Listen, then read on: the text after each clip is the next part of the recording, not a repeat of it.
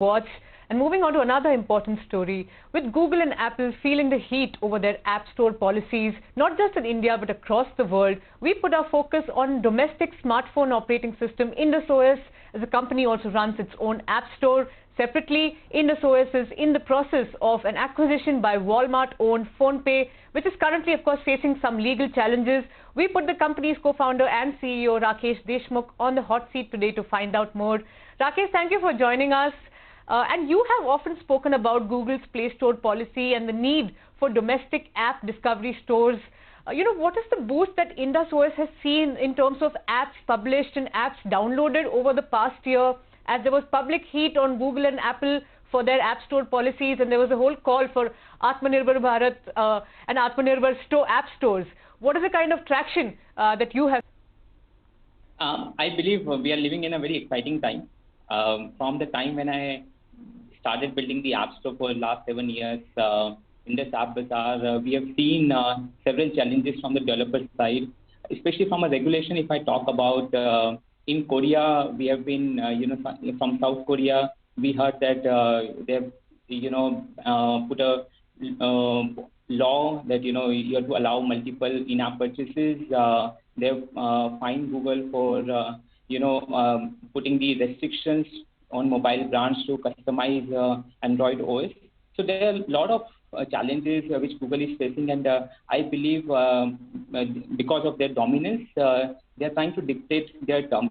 So same when I look at India, CCI is investigating 2 different cases. There is a prima facie report from Google, from CCI investigation, which clearly states that Google is using their practices to, kill competition, and somehow we believe that's going to help in our company growth and overall for the ecosystem.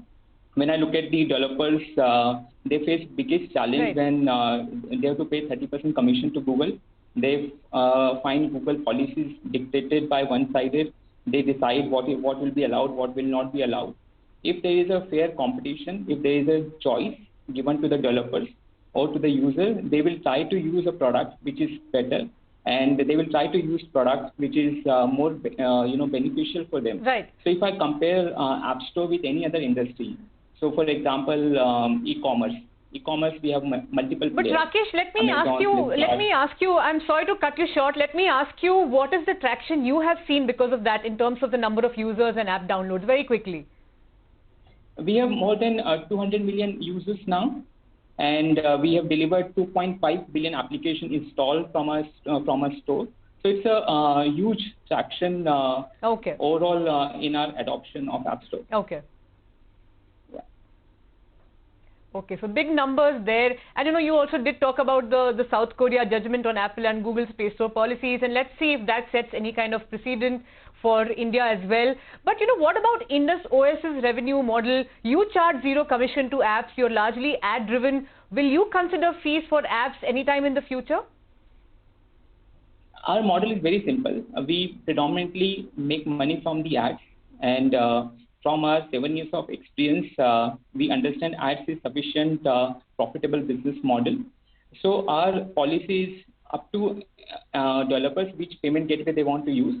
We don't enforce developers to use payment gateway A or B, or we don't enforce them to use our payment gateway. Our policy is very simple, that whichever payment gateway you want to integrate, you can, and we will charge zero commission.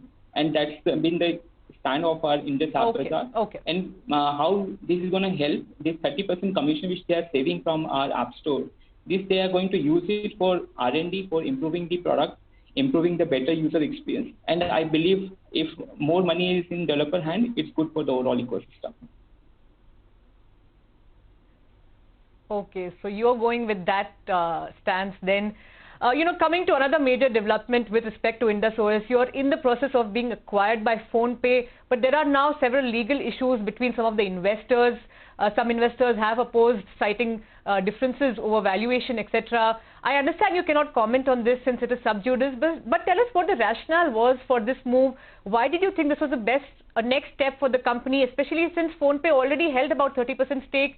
What was the reason for a majority acquisition? So when you look at our vision, our desire for next 5 years, we want to be the largest app store. And for that to get there are two key critical points we need to achieve. One is we already sorted our B2B partnership with signing a partnership with multiple mobile brands.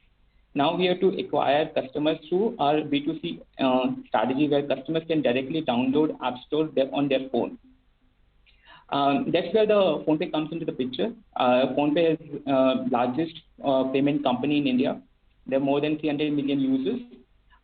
If you look at the PhonePe and Indus OS, we can potentially become the largest app store, because they understand the B2C market, they understand distribution, they understand branding, marketing. We have a really solid product which offers best user experience when you have to download apps on the store. So it's a combination with PhonePe coming in the cap table. It's going to help us in the long run to get our B2C strategy aligned. So that's where they own more than 32% in our company, and sooner they will acquire more majority shareholding in the company as soon as these legal cases being solved. Okay, so you're looking for the B2C play, and that is the rationale for this acquisition.